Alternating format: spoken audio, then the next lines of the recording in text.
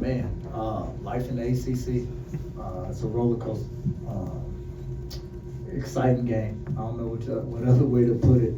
Coach Wade has done an amazing job. I know everybody knows that, but he's done a great job in a short time, just with his team and their spirit and competitiveness that they play with.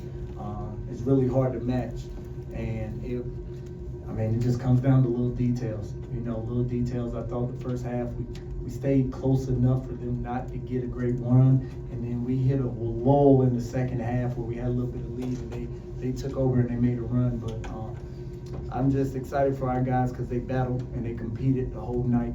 The whole night they just kept chipping away, and we were able to pull it out at the end.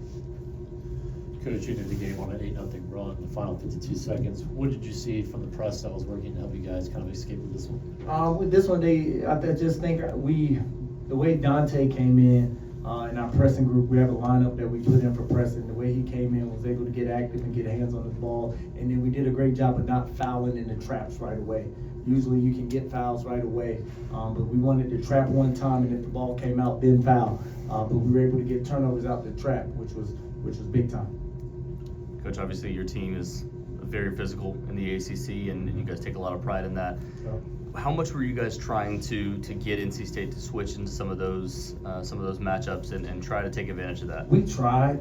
We tried. We did. We came in the game with the plan. It worked better in the first half. Then we had to adjust in the second half, and we started to do it a little bit different. But for me, we always base our game off of three things: points in the paint, offensive rebound, and winning the free throw battle.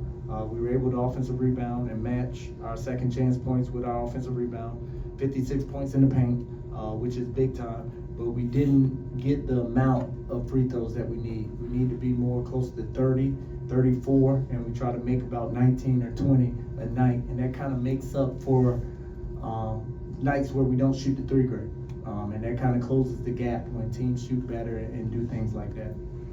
As a follow-up really quickly, Matt Abel, a guy that was previously committed to Miami, 15 points in the first half. Just your thoughts on his game and what your relationship was like with him. He's a big time. He's big time. When I got there, he was committed. Didn't really have a prior relationship with him, and I tried to recruit him. He came on visit, spent time with him and stuff like that. He just decided that he wanted to go somewhere else, but I knew he's a stud. He's a stud. He was going to be a stud no matter where he is because he made up of the right stuff. You know the ACC pretty well, back-to-back wins over triangle teams. Yep. As a Durham guy, is there any sort of pride or significance in your heart? Man, no, I'm just happy for my team. I'm just happy for my team, and I haven't had a lot of success in this building. I always tell people this is one of the hardest buildings in the ACC. It is. I put it right up there. Usually when you're at Duke, you get everybody's top crowd. Look at the crowd tonight. This is one of the hardest places to play. And I put it up against anybody, so I'm just happy we were able to survive. Did you have a lot of family in the building? I did. I had a lot of family with both my parents being from Durham, aunts, cousins, uncles, everybody. About 15, 20 people here. Anything else for Coach? You had a lot of faith to have True in the game at the end. Yeah. What kind of went into that, and obviously you got rewarded? You bet on people's pedigree.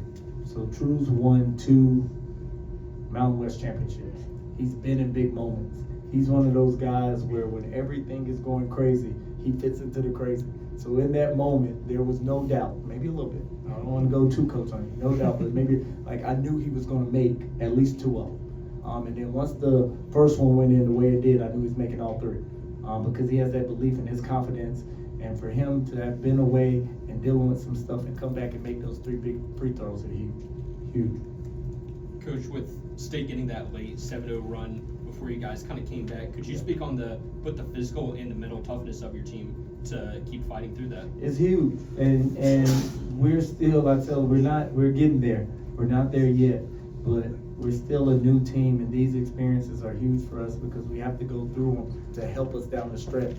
We still have a gauntlet left in the ACC. The ACC is a gauntlet, so we still have a gauntlet left. So each one of these games just adds to our data bank that helps us to become our best version, hopefully towards the end of February going into March.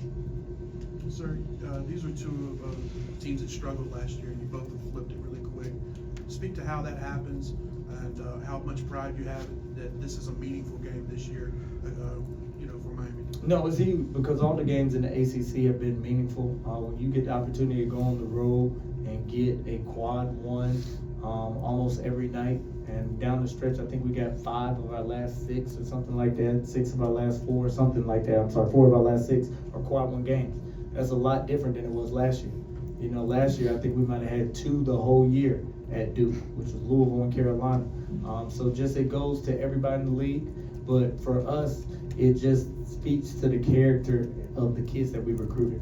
And the staff did a great job of identifying the right people and really doing their homework of getting people who fit me and I fit them. And that's why we've been able to kind of mesh pretty quick. Anything else? Thanks, Coach. Thank you so much.